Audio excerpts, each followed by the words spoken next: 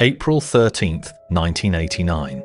In a conference room at the Federal Home Loan Bank Board in Washington, examiner Alex Barabolak walked Chairman M. Danny Wall through a binder of Lincoln Savings transaction memoranda documenting approximately $94 million in tax benefits booked against real estate parcels traded in a closed circle among American Continental Corporation affiliates. Wall asked how the appraisals had been obtained. Barabolak slid across a single sheet listing the same 3 appraisers who had signed on both sides of the trades. The structural question this episode answers is how a federally insured thrift, regulated by the Federal Home Loan Bank Board, supervised by the Federal Home Loan Bank of San Francisco, audited by a Big 8 accounting firm, and examined repeatedly between 1984 and 1989, came to function as a capital recycling engine for the equity of its own parent company. The mechanism has a name in the regulatory literature. It is called linked financing. Linked financing is not in itself a fraudulent instrument. It refers to a class of transactions in which a depository institution extends credit to a borrower on the condition, explicit or implicit, that the borrower direct funds back to a party affiliated with the lender.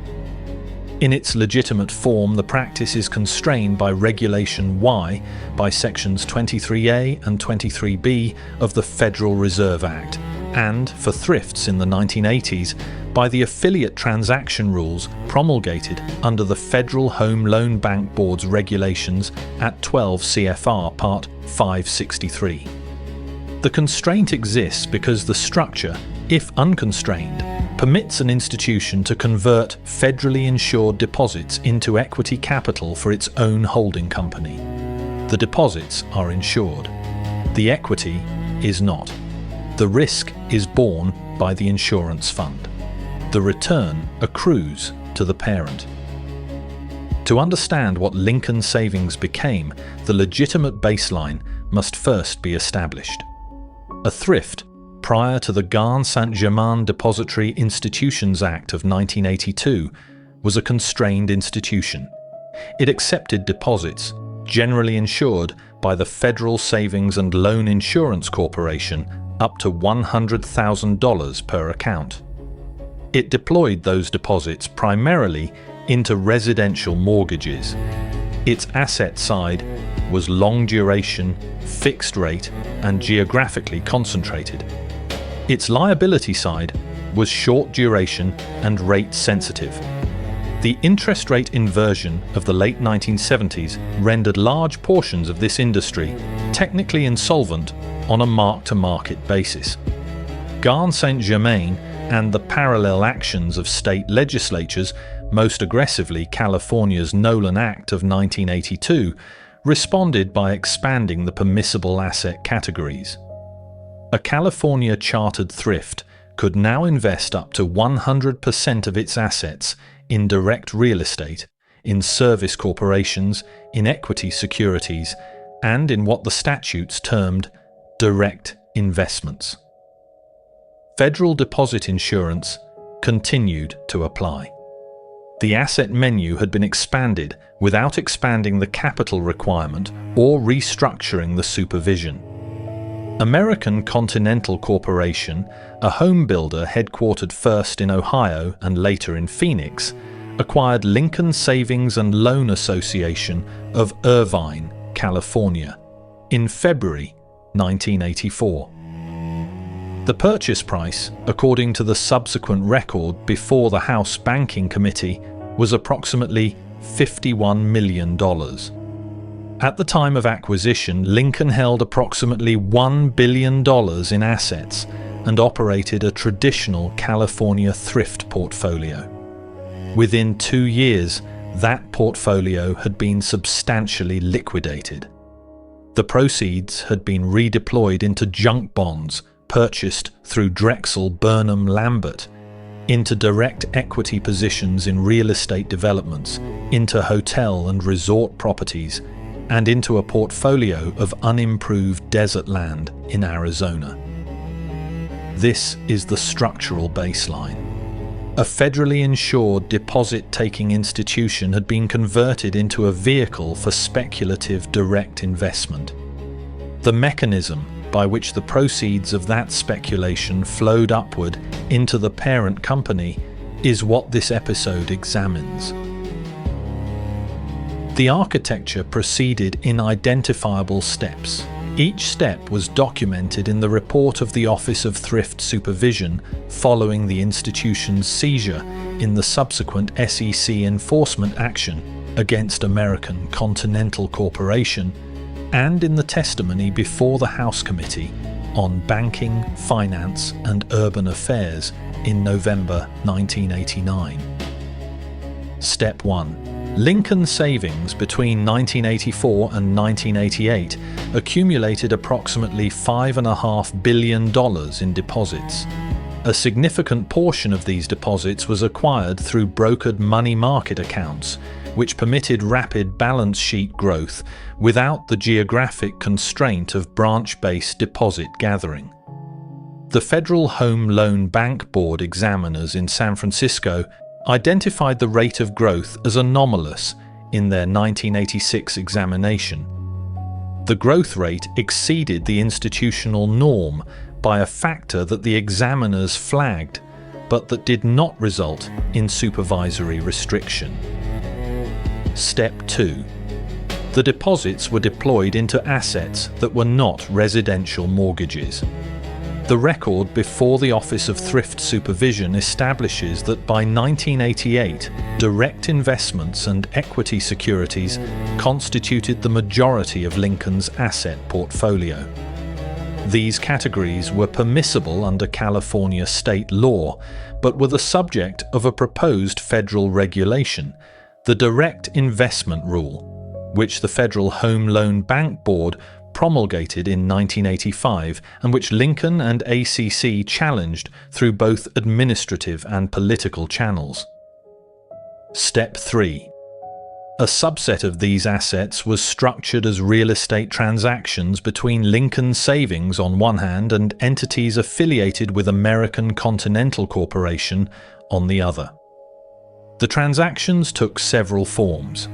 In one form, Lincoln financed the acquisition of a parcel by an ACC affiliate. In another, Lincoln sold a parcel to an outside purchaser whose down payment had been funded by a Lincoln loan to a separate ACC affiliate. In a third, ACC affiliates exchanged parcels with one another at successively higher recorded values. Step 4. Each transaction generated on Lincoln's books a recognized gain. Under the accounting standards then governing thrifts, principally Financial Accounting Standards, Board Statement 66 on the accounting for real estate sales, a gain could be recognized at closing if certain conditions were satisfied. Those conditions included an adequate cash down payment from the buyer, the absence of continuing involvement by the seller, and the buyer's demonstrated ability to service any acquisition debt independent of the property's cash flows. The record shows that in a documented set of Lincoln transactions, none of these three conditions was independently satisfied. The down payments were funded by Lincoln loans to affiliates of the buyer. The continuing involvement of Lincoln through its affiliated lending relationship was structural. The buyers, in many cases, had no independent capacity to service the debt. Step 5. The recognized gains booked at Lincoln flowed upward to American Continental Corporation through dividends, through tax-sharing payments under a consolidated tax allocation agreement, and through direct distributions characterized as compensation for services rendered by ACC personnel to Lincoln. The tax-sharing agreement is a structurally important element. Under a consolidated tax return, the parent company pays the consolidated tax liability and is reimbursed by subsidiaries for their pro rata share. The reimbursement is calculated on a separate return basis. If a subsidiary generates a paper gain, it owes the parent a tax payment on that gain. The cash moves upward. If the gain is later reversed, the cash does not move back. Step 6.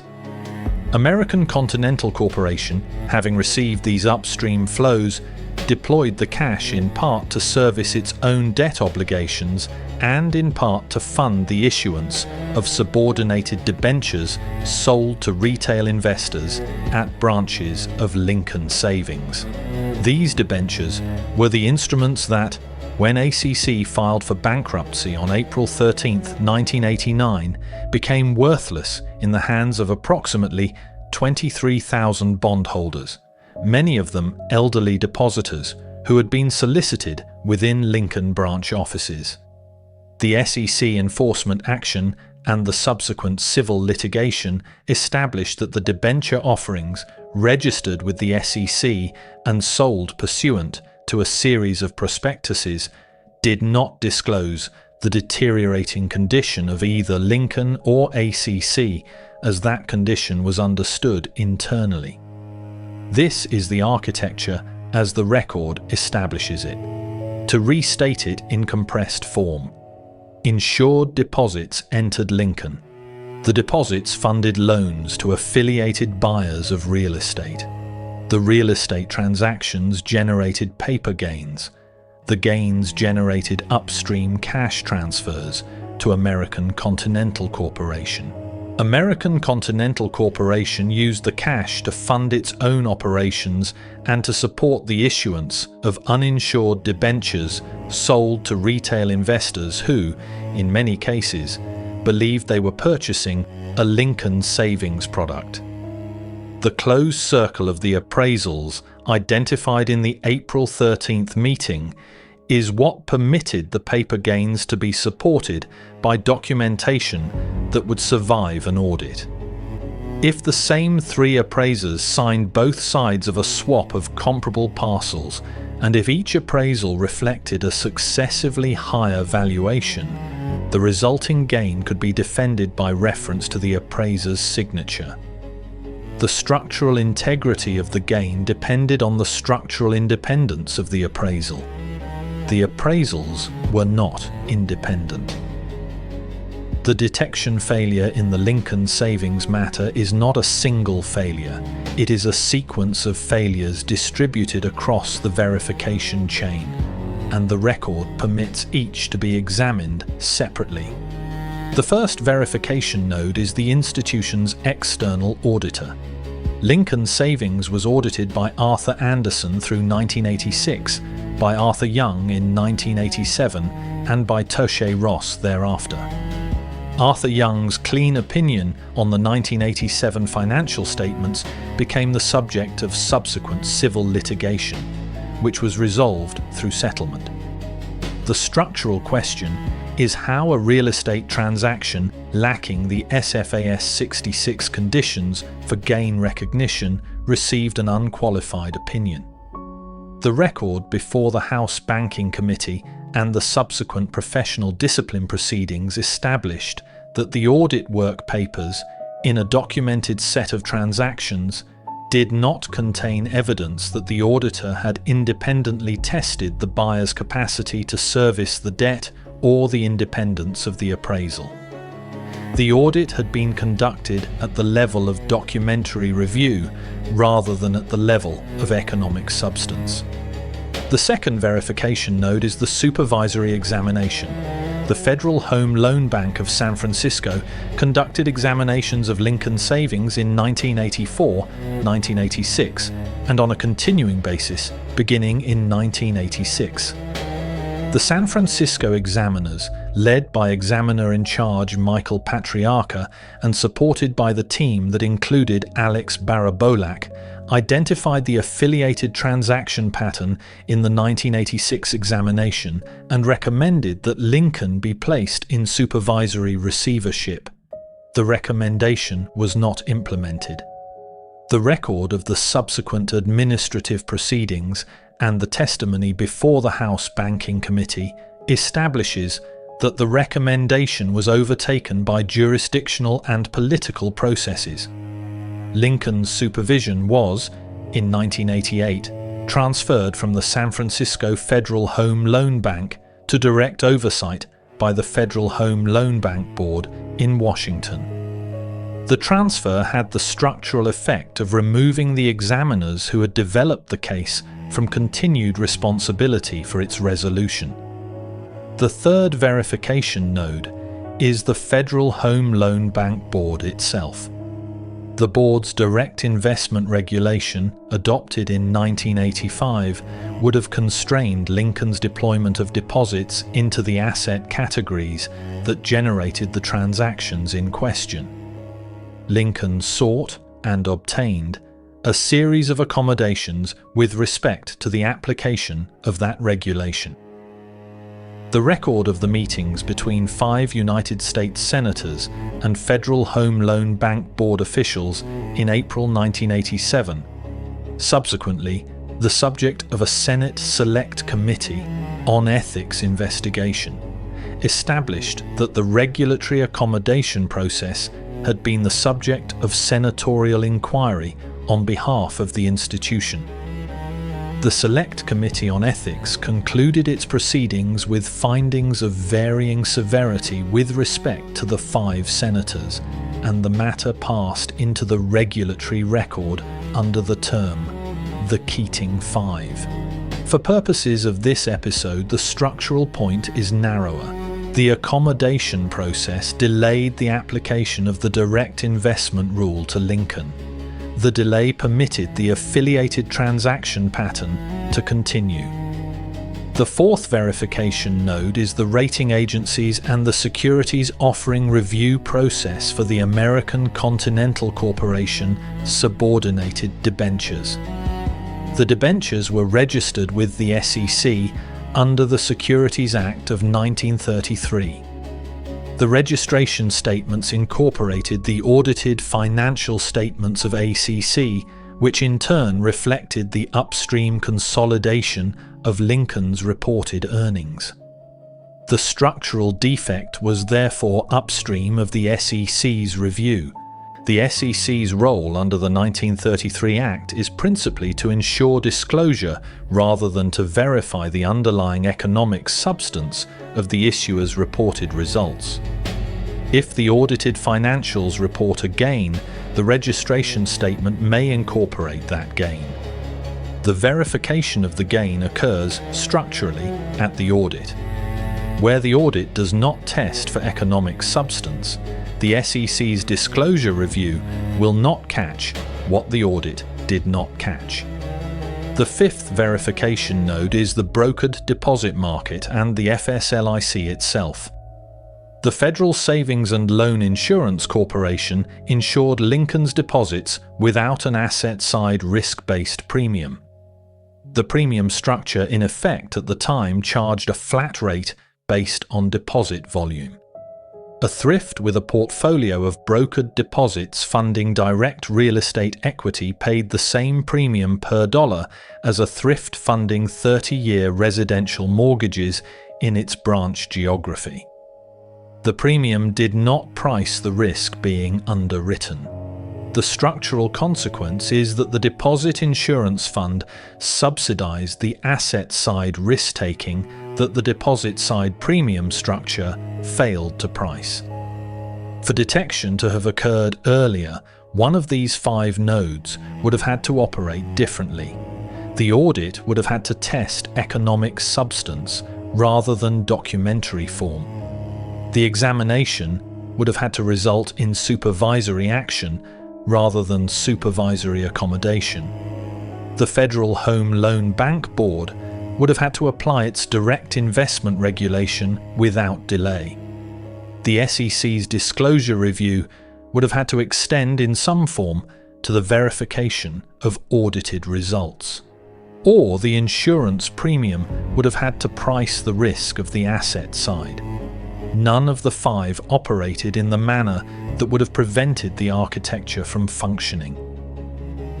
The unravelling began before the April 13, 1989 meeting and proceeded along several tracks simultaneously. The Federal Home Loan Bank of San Francisco's recommendation of receivership, which had been transferred to Washington in 1988, did not extinguish the underlying examination work. The work papers, the transaction memoranda, and the appraisal cross-references continued to be developed by the examination team. By early 1989, the documentary record was sufficient to support an enforcement action of substantial scope. On April 13, 1989, American Continental Corporation filed for protection under Chapter 11 of the Bankruptcy Code in the United States Bankruptcy Court for the District of Arizona. The filing was made on the day before federal regulators were prepared to seize Lincoln Savings. The chronology established by the subsequent record indicates that the bankruptcy filing was, in part, an effort to position ACC's assets and the related debenture claims in advance of the regulatory action. On April 14, 1989, the Federal Home Loan Bank Board placed Lincoln Savings and Loan Association into conservatorship under the management of the Resolution Trust Corporation's predecessor authority. The estimated cost to the Deposit Insurance Fund, as initially reported, exceeded $2 billion. The subsequent resolution, conducted under the Financial Institutions Reform, Recovery and Enforcement Act of 1989, established a final cost figure of approximately $3.4 billion, which the General Accounting Office reported in subsequent oversight testimony. The enforcement actions that followed proceeded along 3 tracks. First, the Securities and Exchange Commission brought a civil enforcement action with respect to the offering and sale of the American Continental Corporation subordinated debentures. The action established on the public record that material information regarding the financial condition of ACC and Lincoln had not been disclosed to debenture purchasers. Second, the United States Department of Justice and the Los Angeles County District Attorney brought criminal proceedings. The federal prosecution resulted in 1993 in a conviction of Charles Keating on 73 counts of wire fraud, bankruptcy fraud, and conspiracy. The state prosecution had previously resulted in a conviction on California securities fraud charges. Both convictions were subsequently vacated on procedural grounds, and the matters were resolved through a 1999 plea agreement in which Keating entered guilty pleas to 4 counts of wire and bankruptcy fraud. Third, civil litigation by debenture holders and by the federal receiver proceeded against the directors, officers, and professional firms that had served Lincoln and ACC. The civil litigation resulted in settlements with the major audit firms, with law firms, and with individual directors, totaling, by the time of the final receivership reports, in excess of $1 billion in recoveries to investors and to the Deposit Insurance Fund. The Senate Select Committee on Ethics, in proceedings concluded in November 1991, issued findings with respect to the 5 senators who had participated in the April 1987 meetings. The findings ranged from a recommendation of reprimand with respect to one senator to findings of substantially attenuated involvement with respect to others. The proceedings and the public record they generated became the standard reference for the regulatory accommodation dimension of the case. The mechanism, in operational terms, collapsed when American Continental Corporation lost the capacity to fund the upstream cash flows that the affiliated transaction structure required. Once Lincoln was placed in conservatorship, the affiliated buyers could no longer obtain financing from Lincoln to purchase parcels from ACC affiliates at the recorded valuations. The recorded valuations, once unsupported by continuing transaction flow, could not be defended in the receiver's marking of the assets to recoverable value. The write-downs that followed established, on the receiver's books, the difference between the values at which the parcels had been recorded and the values at which they could be sold to non-affiliated buyers. That difference, summed across the portfolio, defined the magnitude of the recognized loss to the insurance fund. What the Lincoln Savings Matter establishes as a structural finding is the conditions under which a federally insured depository institution can be converted into an upstream capital source for its holding company. The first condition is asset-side flexibility that permits the institution to hold direct equity in real estate and operating ventures. Without this flexibility, the closed circle transactions on which the architecture depends cannot be booked. The second condition is the absence of effective constraints on affiliated transactions. Sections 23A and 23B of the Federal Reserve Act, as applied to commercial banks, would have placed quantitative and qualitative limits on transactions of the type that Lincoln conducted with ACC affiliates. The thrift regulations of the period, as applied to Lincoln, did not impose equivalent constraints with equivalent enforcement. The third condition is gain recognition accounting, that permits the booking of profits on transactions whose economic substance is not independently verified. SFAS 66, as applied in the Lincoln transactions, generated reported gains on the basis of documentary form rather than economic substance.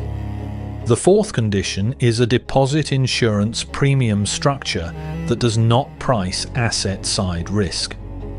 A premium structure that priced direct real estate equity at a higher rate than residential mortgages would have, at minimum, generated a market signal regarding the cost of the asset-side strategy. The fifth condition is a supervisory architecture in which the examination function can be displaced by accommodation processes external to the examination. The transfer of Lincoln's supervision from San Francisco to Washington in 1988 illustrates the structural risk. The regulatory response to the broader thrift crisis, of which Lincoln was the most prominent individual case, addressed several of these conditions directly. The Financial Institutions Reform, Recovery and Enforcement Act of 1989 abolished the Federal Home Loan Bank Board and the Federal Savings and Loan Insurance Corporation. It created the Office of Thrift Supervision within the Treasury Department and transferred the deposit insurance function to the FDIC's Savings Association Insurance Fund. It established stricter capital requirements for thrifts. It restricted the direct investment authority that the state and federal expansions of the early 1980s had granted. The Federal Deposit Insurance Corporation Improvement Act of 1991 introduced risk-based deposit insurance premiums and prompt corrective action requirements that constrained supervisory discretion in the face of capital deterioration. The accounting standards governing real estate transactions were tightened through subsequent FASB pronouncements and through changes in audit practice with respect to the verification of economic substance. What the record does not establish, and what this episode does not assert, is that any one of these structural changes would, in isolation, have prevented the architecture from functioning. The architecture exploited the interaction of multiple regulatory and accounting structures. Its prevention required changes at multiple nodes of the verification chain simultaneously. The Lincoln savings case remains the reference case for what the literature on banking regulation calls the moral hazard of insured intermediation. The phrase refers to the structural fact that an institution funded by insured deposits and controlled by equity holders has, in the absence of effective constraint, an incentive to deploy the deposits into risk positions whose upside accrues to the equity holders and whose downside accrues to the insurance fund.